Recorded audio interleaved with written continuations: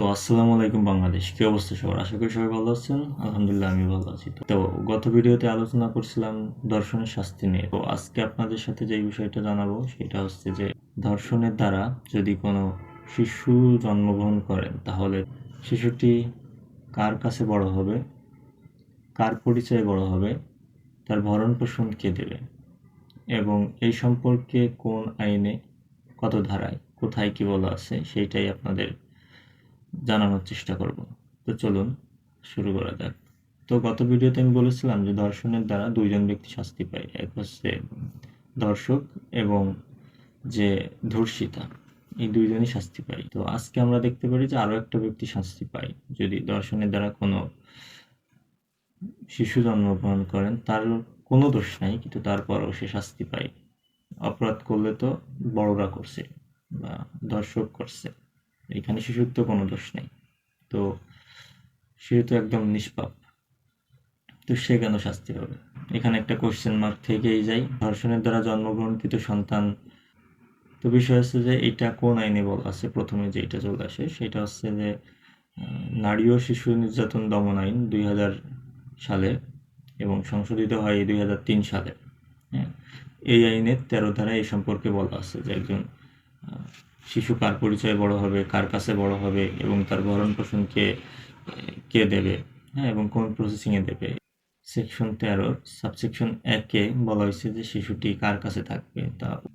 তো section 13 subsection 1-এর পথে বলা আছে ধর্ষণের কারণে জন্মগ্রহণ করা শিশু মা অথবা মাতৃকুল আত্মীয়-স্বজনের কাছে রাখা যাবে এবং খতে বলা আছে উক্ত শিশু মাতা অথবা পিতা উভয়ের পরিচয়ে পরিচিত হবেন।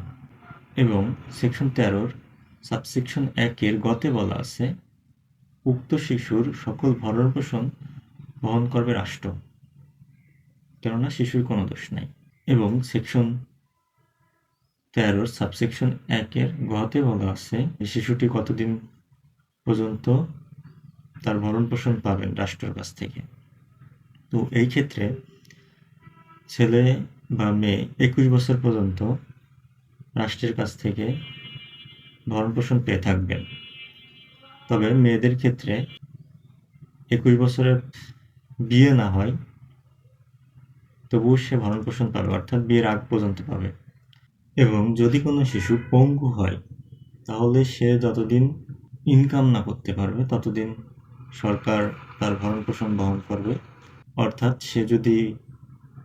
সে যতদিন ইনকাম করতে সক্ষম না হবেন ঠিক ততদিনই তার ভরণ পোষণ সরকার বহন করবে। যদি সে না পারে কোনোদিন তাহলে সরকারের সারা জীবনই বহন করতে হবে। তবে এই ক্ষেত্রে একটা কথা বলা আছে যে সরকার এই অর্থ কোথা থেকে নেবেন। সেকশন 13 সাবসেকশন 2-তে বলা আছে সরকার বিধি নির্ধারণ করবেন এবং সেকশন 13 সাবসেকশন 3-এ বলা আছে যে কিভাবে সরকার এই অর্থ ধর্ষণকারীর কাছ থেকে আদায় করবেন। অর্থাৎ সরকার এই অর্থ ধর্ষণকারীর কাছ থেকে আদায় করবেন, কোন প্রসেসিংয়ে আদায় করবেন তা 3-এ বলা আছে।